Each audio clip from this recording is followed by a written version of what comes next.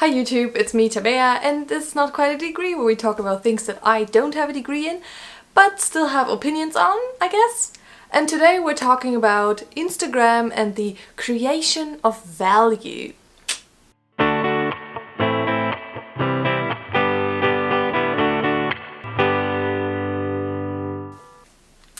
Value, that is like a whole concept. Basically, by value, I mean, what do we go to Instagram for, and what can I or anybody else put on Instagram to create value and not just an aesthetic? How do I kind of have come across this topic? I have created my own Instagram for this account. Prior to that, I've been using a private account that had been public for a while, but it's just like an account really where there's only people that I know subscribe to it, and I just kind of threw out whatever with no particular intention. And now I have an account that I kind of want to use more intentionally, and so I'm kind of thinking about how do I do that? So that's my personal thing. And then also, I don't know, it's probably a thing with like the pregnant woman when you start thinking, well, what the pregnant woman is when you're pregnant, you see a lot of pregnant women, but I feel like for me it's kind of like when you start thinking about something, you kind of start seeing things about that thing everywhere. And so yeah, I've been kind of looking more in depth at who am I subscribed to on Instagram and what do they put out there, who do I want to be subscribed to, and why do I subscribe to them or follow them, I suppose. And lots of people have actually been popping up in this, and I've kind of tried to wrap my head around how do they do it, how do they create value. And what I've realized a lot of times is those are people that are kind of in marginalized groups, and they provide value basically just through their face, you know? They are there, they're visible through Instagram, and I feel like that's not anything scientific or new, but, you know, it's just what it is, you know? There's people like, for example, Jasmine from BuzzFeed, who, because of her body form is, and I guess also of the fact that she's queer and she's black and all of that, she adds value because she's visible and her fashion choices are visible. And then there's any kind of non-binary people that I follow because I just think they do a lot of very important work, and also they have a very nice aesthetic, but that's not the major point to it, really. Where I'm like, okay, so where am I in that picture as like the cis woman who is white, who's blonde, who is very privileged? I'm like, how can I add value to that whole thing without being just another, and I don't mean that in a bad sense necessarily, but just another white person. Because I am a person who studied communications, I kind of thought it would be kind of interesting to go and see what research says about Instagram, to kind of see, hey, you know, what are scientific views on that whole thing of value creation on a aesthetic and picture-based platform. And so I went into some databases and actually had a look around, just to find that there actually is not that much research done on the platform of Instagram. There is a lot of research done in terms of how does it affect your body image, or how does it affect your mood or your overall self confidence. A lot of teenagers have been surveyed to kind of see what effect Instagram has on them, but in the grand scheme of things, there's not a lot of research that has been done on the platform. The kind of research that has been done sometimes is really interesting. There has been research on cows on Instagram. Yes, there is a study that has actually documented the photos of cows on Instagram. What? So the studies that I found more interesting and more related to this topic are studies that basically kind of either looked at what are the motives of using Instagram and how it's linked to other platforms. You go to Instagram to kind of self-express, to archive photos that you have, and to basically find entertainment and, you know, spend your leisure time, and also to find like-minded people, to, you know, find your community, which I think is a very, very interesting and very important aspect in this whole thing. Along with those motives, they also found out that Twitter is the platform that creates the most interactions with people, but then it's actually Instagram that is the second most used platform to create interaction between people, which I think is extremely interesting because Snapchat and Facebook, I feel like, were the other two that they had in that study, and they were actually quite far off when it came to created interactions. So really what we got here is people who want to express, people who want to have a community, and then you know, also the fact that that actually is happening, you know. People are creating a community on Instagram, even though it's a lot of times through aesthetics and through photos, because, you know, you only have so much room in the caption. With that knowledge, I kind of try to frame my own thinking about my Instagram account and try to think, hey, so what do I put out there to find a community and to find people that are like-minded, and, you know, to have interactions with them and to actually create interactions, because personally I do find it kind of hard to create interactions sometimes just based on photos. That always kind of leads me to trying to stand in for a certain cause.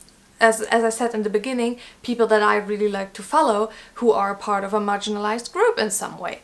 And then I kind of think, okay, what are my causes? There's certain things that I want to stand in for and that I think are important, but also, as I said, you know, I'm not some kind of super activist person, and I'm always like, well, you know, I could be posting about stuff that I thrifted, like this really nice leotard, by the way. Is it? That's not a leotard, that's different. It's a leopard thing. Anyway. But I always kind of feel like that might actually feel kind of fake and kind of not really lead anywhere. And I actually found a word for that. It's called Slacktivism, which is probably not really applying to exactly what I'm talking about, but probably ties into it as well. So Slacktivism basically refers to people or actions of people where you stand in for a cause, where you share and retweet and talk about a cause on the internet, but then don't actually do anything about it. And for me, that kind of hit close to home exactly with like the example of thrifting, where I'm like, yeah, you know, I do love thrifting and I love buying thrift stuff, but also at the same time I buy at ASOS, you know, like that is so much hypocrisy in that one. And then just going out there, going on Instagram and just promoting and pondering, you know, that one cause again and again to people, when in reality that's not all there is to you as a person, kind of would feel very fabricated to me. And that is basically where I'm at with that right now. Like, I'm always in between of, okay, I wanna, you know, have a really, and it's not even like have a perfect version of me on the internet, but kind of have a version of me on the internet that I kind of aspire myself versus the version of me that is me, you know. My life is by far not picture perfect, and I don't think anybody's is. But how do you approach that, you know? I still feel it's important to have really nice, high quality photos on your Instagram, because I'm somebody who doesn't necessarily follow someone when they don't have really nice photos on their Instagram. So I'm just like, what do you do? Like, how do you do it, you know? I haven't found an answer to that yet. Seriously, I probably never will, and I'm probably just gonna end up, you know, posting nice photos on Instagram that look cool, and maybe eventually I'll figure it out as I go, because I feel like with a lot of things that's a good way to go.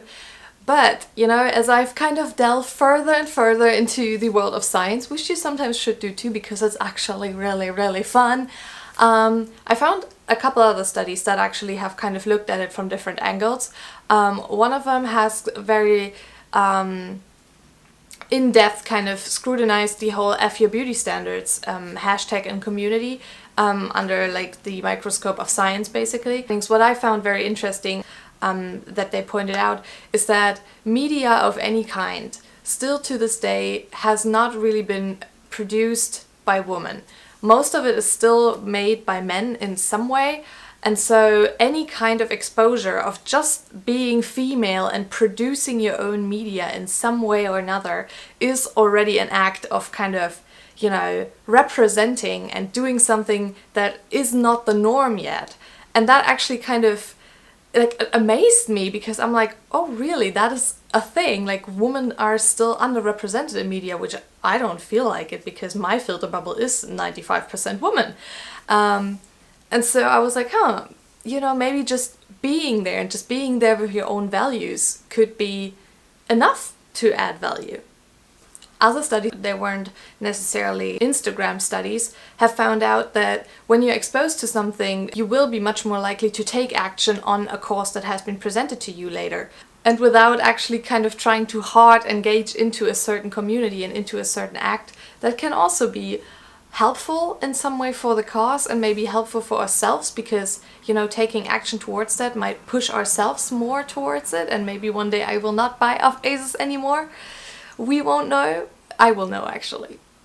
Anyway, wrapping the whole thing up, I read an interesting part of a book that is flying around somewhere in the sphere here, by Meg Wolitzer. It's The Female Principal, Ace book. So there's a scene where there's two side characters talking. One of them is very young and very ambitious and very much like she feels like she needs to make a change in the world and like she has to go and help this NGO and do that.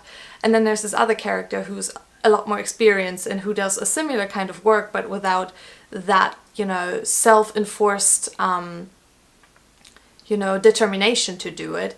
And the older character basically says you just have to bring in your own values in your own life, and you don't have to, you know, be this extremely great activist to still make a change in the world. It's okay to just be you and do the little things and just, you know, work in your immediate surroundings instead of dreaming to be this like great person who's helping all of these people and who's like literally going all the way all the time. And I thought that was very interesting and a very interesting way to think about that, and also like things in general in life, be it Instagram, be it like another cause that you want to support in another way. Be yourself, just take the little steps and then maybe something will come along.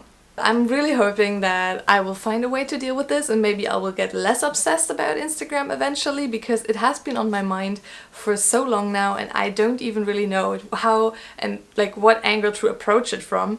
And I'd be very, very interested in how other people deal with it. Like, how do you put photos on your Instagram? Do you think about how your whole theme ties in together and how much you put into the actual photo versus how much you put into the caption and how much, you know, back thought there is to it? I'd love to know. That's it for this video, I guess. Thank you for being here and I hope I'll see you next week, so bye!